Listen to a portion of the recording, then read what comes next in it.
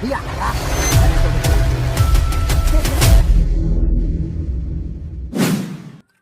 Achoy, diara. Ato ta sa tuang gamay nga backyard nga peeling farm. Banay ko tutanawon ko kumusta na manukol na ba niya ang mga manok hindi pa manukol. Kunya mo yanan. Diara. Mao na ang atuang mini ranging area. Nasud na katong tag 4 months old. Mga mag 5 months old ay. Way klaro ilad-ilad diya ba. Naibidjok yan di pwede rin magbidjok yan diha. Nagpundok-pundok may diri kaya suba-suba may isda, baboy, ug suba na mo tibok baboy. Nya ato ta sa kanang cording area kuno hay. Kani. Muna ato ang main entrance. Main entrance. Diara. Dili pa ta kapakita og spara kay wala pa man gitay ridahan. Kay ginagbay pa man hinay pa man ta kay pa man gitay budget.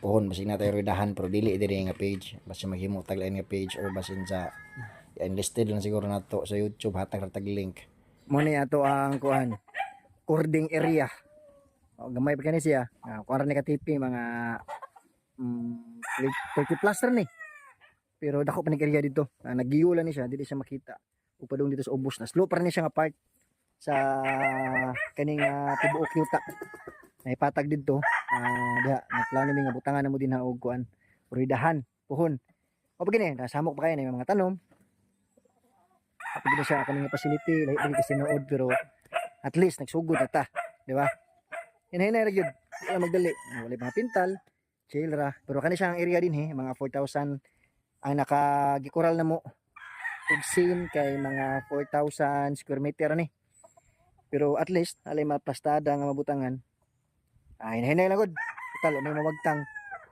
gusto unon ra diara mao na lang ni ang atong last nga harvestonon diri kay katong kanawayon gray atay tornado nga straight golden boy ug naputay perfection mao na ni diara mani ang ato ang mini ranging area yan naa pa dito wa na toy so dito kay na harvest atoan naman tong na harvest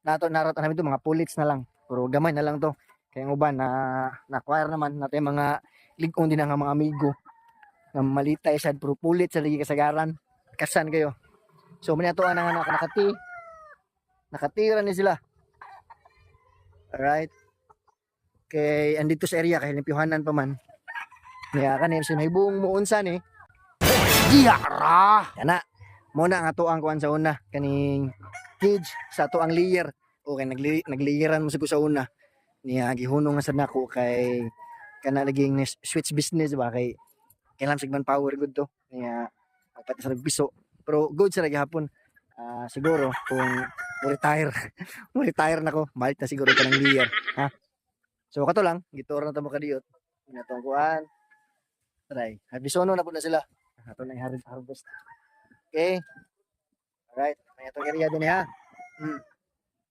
mo ni ya dito dapita ana dito dinha tuan ang kuan kanang babuyan yan naigo man na dinha sa kuan naigo sa katong ESF so karon gamay na lang og gibuhi siguro mga tulo na lang naka tulo lang anay hinay na og padaghan dili ra na siya kuan na sa kuan sa akong parents sa akong papa kilingon na sila kilingawan ba ato tanawon dito ha diara mao ni ang tangkal nga ginimo ni Dodong Gerson apiki katong daan diri ha diara mo ni dire tong supply sa tubig itong ate nga gwapa si Kuya Rumi sila ang mga tong anayunon nga na mga tulokbok anay daan alright diara beer magbeer dire kuob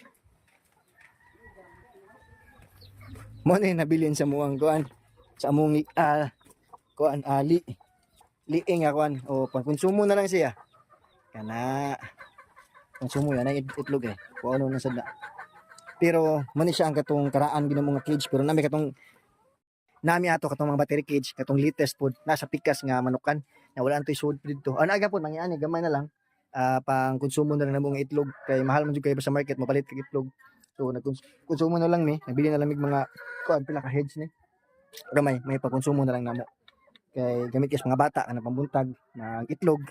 Yan natin mga pulits wala pa magkatay butanganan. Mga pulits na nato nga mga na-acquire pod mga actually ang uban ni mga anak na. Tara nana din hay kuan. White Kelso, Tornado, Golden Boy, Marites Black, na ay Kanawayon, na ay Jet Hatch Gray, na ay mga crosses po dani. So ang uban na ni pinilian na ni sila kay pang materialis. So wala tay pang out ani. Pero nag-interesado kayo kursyonado, depende na. Sa mo taga amigo, sabot-sabutan ra na. Okay? Katarang sa quick tour lang tamo sa akong area kay bisig may buong mo sa pormaha nga ano ang facility nga ani pigid siya wa pa gyud hinahinay lang gyud ta kay di man ta ana ka dakog budget ani kay naman tagi pang priority ba gyud di ba so kato lang usa daghang salamat ug may buntag ang coach Jake Van Barog.